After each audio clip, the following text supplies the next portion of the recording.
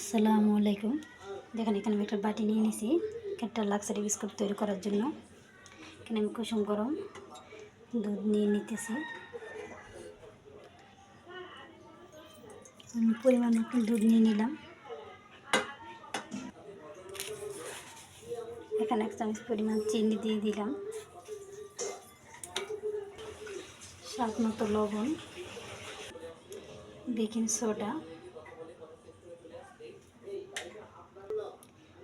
দিয়ে দিলাম, একটু ইস্ট দিয়ে দিলাম। এখানে আমি ঘি 2 চামচ পরিমাণ,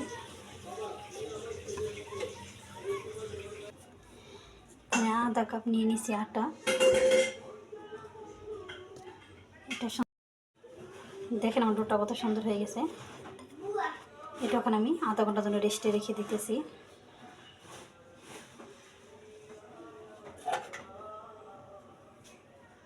দেখেন ডোটা কত সুন্দর ফুলে গেছে। এটা সুন্দর করে আমি ওখানে নিয়ে ভালো মতো ডলতে হবে। দেখেন ডোটা আমি সুন্দর করে ওখানে ডলে নিতেছি। এটা আমি 2 ভাগ করে নিব।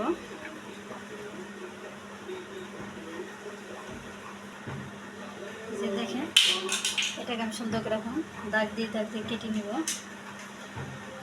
স্কিপ করে যাব, যেটা বেশি হয়ে যাব ওটা আমরা ফালে দিব না, পরে ওটা আবার বিস্কিট বানিয়ে নিব। ওটা আরেকটা বিস্কিট তৈরি করে নিব।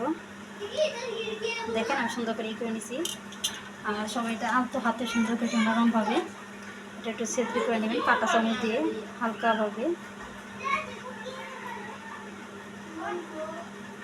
এভাবে করে। দেখেন বিস্কুটগুলো কত সুন্দর হয়ে গেছে। আমি এখন চুলায় দিয়ে দিব। দেখেন এখানে আমি চুলায় জালটা অল্প করে দিয়েছি, মেখে ছেড়ে দিব। আর কড়াইটা আমি ছোটো নিচ্ছি, এই জন্য ছোটো কড়াইতে সুন্দর অল্প তেলে সব সুন্দর সব কিছু ভালো ভাজা হয়ে যায়, যেন ছোট্ট কড়াই ব্যবহার করছি। আমি এমনি করে সম্পূর্ণ যতগুলো বিস্কুট আছে সব ভেজে নিব। এই যে দেখেন আমার চুলার মধ্যে বিস্কুটগুলো দিয়ে দিয়েছি, আমি ওখানে উল্টে দিতেছি, যেহেতু এটা বেশি কালার আসবো না, এটা এই জন্য ওখানে একটু হালকা উল্টিয়ে দিতেছি সুন্দর করে।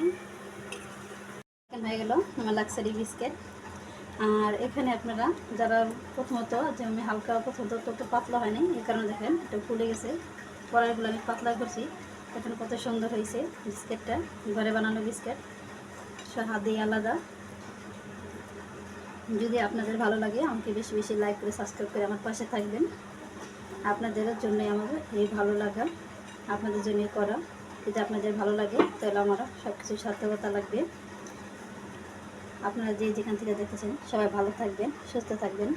আল্লাহ হাফেজ।